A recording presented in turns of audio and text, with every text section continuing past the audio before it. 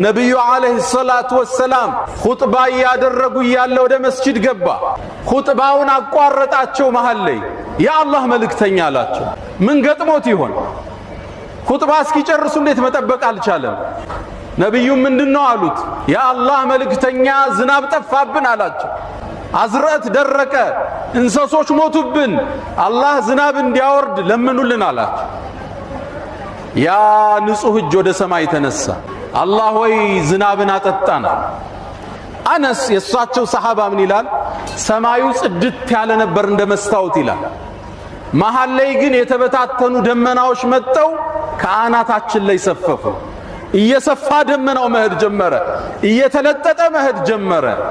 ነብዩ አለይሂ ሰላቱ ወሰላም ኹጥባውን ጨርሰው ሳይወርዱ ዶፍ ዝናብ መውረድ ጀመረ።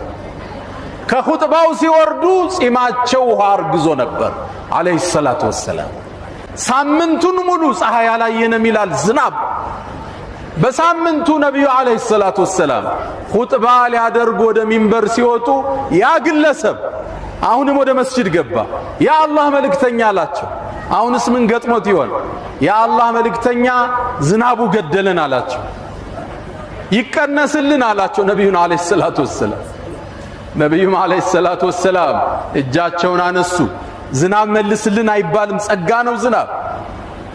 ከዛም አላህ ወይ ሐዋለይና ላ ዐለይና፣ እኛ ላይ አታርገው፣ ከተማው ላይ በዙሪያችን አድርገው አሉ።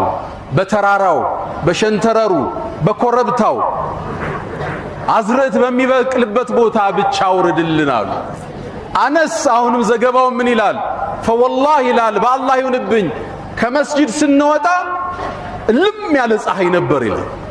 ባለፈው ሲወጡ ፀሐይ ሆኖ ነበር፣ ዝናብ ነው፣ ዶፍ ዝናብ። አሁን ሲወጡ ዝናብ ነበረ፣ ቀትር ፀሐይ ሆኖ ወጡ ማለት ነው።